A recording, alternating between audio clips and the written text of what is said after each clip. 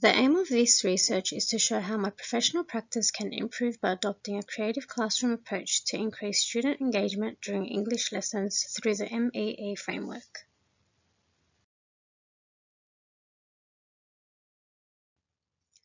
The school where I will conduct my research is a low socioeconomic status government primary school located in southwest Sydney.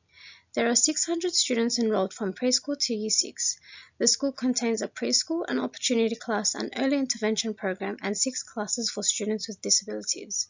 Students come from a diverse range of language backgrounds, approximating 85% of the student population.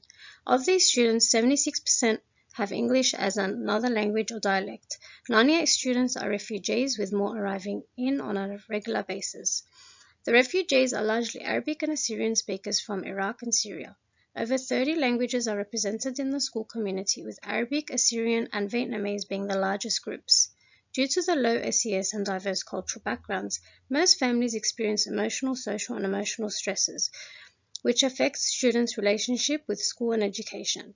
Therefore, my action research will be implemented by utilizing the MEE framework developed by the Fair Go project to improve my teaching practices and increase student engagement.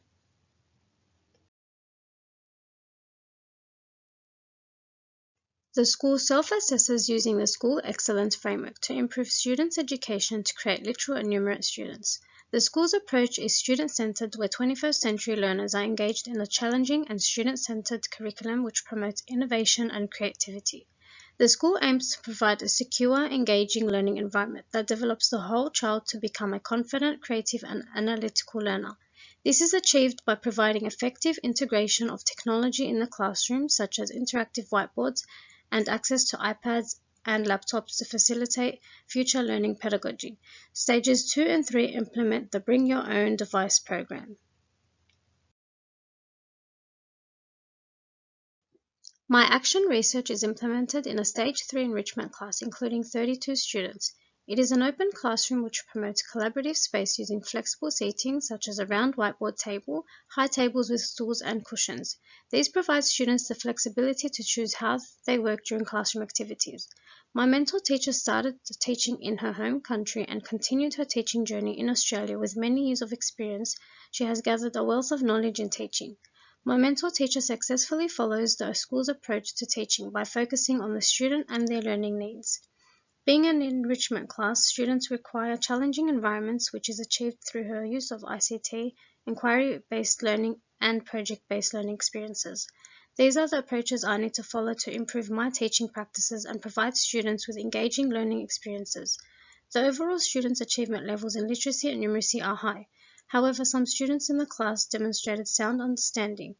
Students worked well during collaborative learning, and although most of the class were high achievers, they understood knowledge for the purpose of doing well in assessments. This results in what Sawyer calls shallow knowledge, which can be caused due to high pressures and expectations.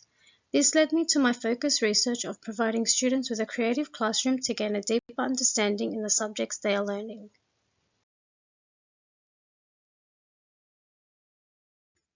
I have chosen to implement creative classrooms as a 21st century pedagogy, as I believe it is necessary for students in an enrichment class to be provided with stimulating environments that encourage them to employ their imaginations, investigate and use novel thought, and express ideas in creative ways.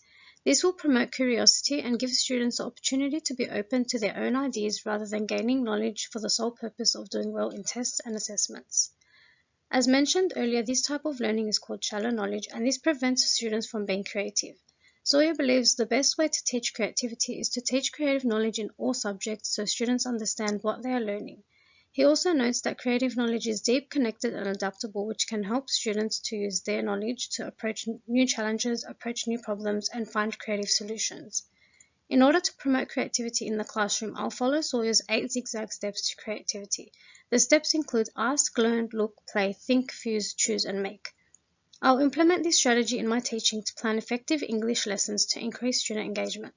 This will align with the MEE framework, as I'll provide students with high cognitive, high affective, and high operative learning experiences to beneficially engage students that come from low SES backgrounds.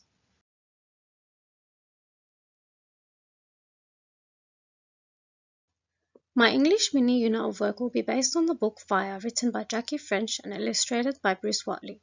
By offering students a visual text to develop on their visual literacy, they will have the opportunity to actively view, discuss, and critique, as well as design and create the text themselves. This provides engaging learning experiences for students as they are given ownership and control of their learning. Refer to the following slides for my 3 learning experiences.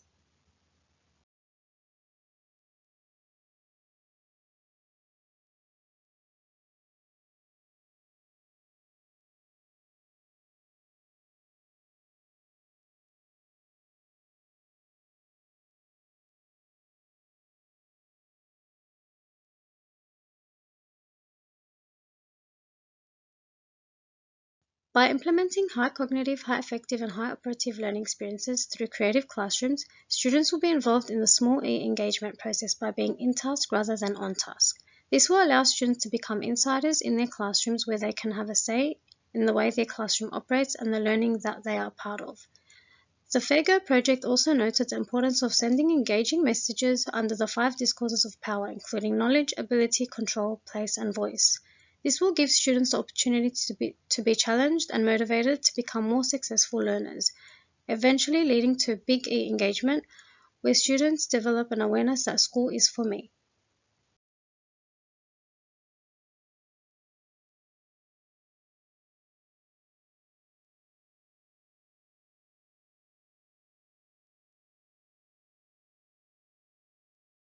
The data collection I will utilize in my action research will include observations, work samples, and student self-assessment.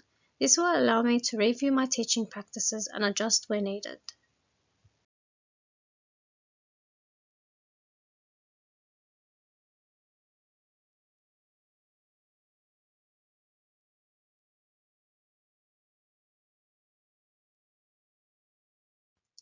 Observations will be made throughout the lesson during group and class discussions. I will have an observation schedule to assess students' engagement levels of high cognitive, high operative, and high affective.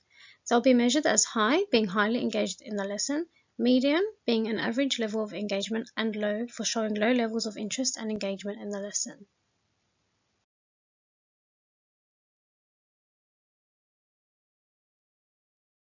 Another form of data collection is through work samples. For the first lesson, students will hand in their Think, Pair, Share handout as well as their draft letters. In the second lesson, the teacher will collect students' creative use of figurative language, and finally, the third lesson will be students' final published letters sealed in an envelope.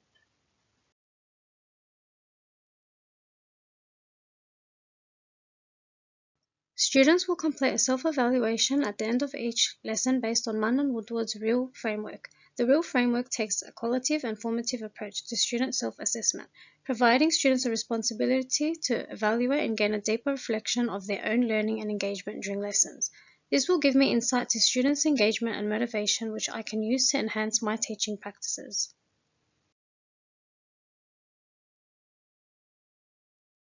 Refer to the following slide to view the affordances and limitations of collecting data from observations, work samples, and students' self-assessment.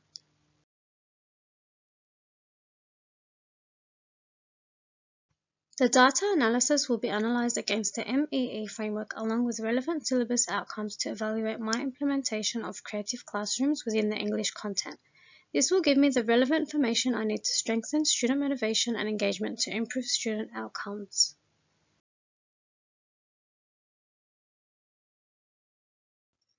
This action research has shown that student education can be enhanced through a student-centered teaching approach by implementing creative classrooms, a 21st century pedagogy which will benefit our 21st century learners.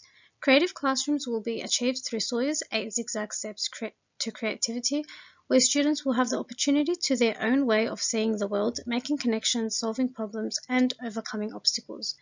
Sawyer argues that creativity is not a mystery.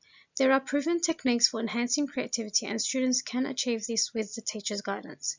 Furthermore, the physical and pedagogical environments have shown to play a major role in developing creative classrooms.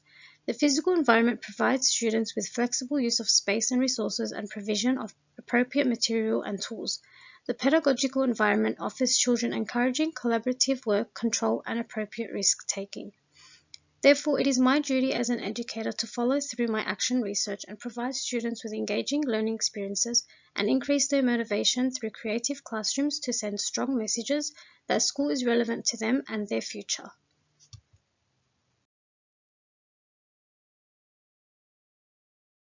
This methodological design will align with the Australian Professional Teaching Standards, where I can identify my teaching practices and work on areas that I can improve on for future teaching and learning. This will allow me to build on my professional development by understanding how students learn to plan effective learning experiences in supportive environments that support students' participation by implementing 21st century pedagogy.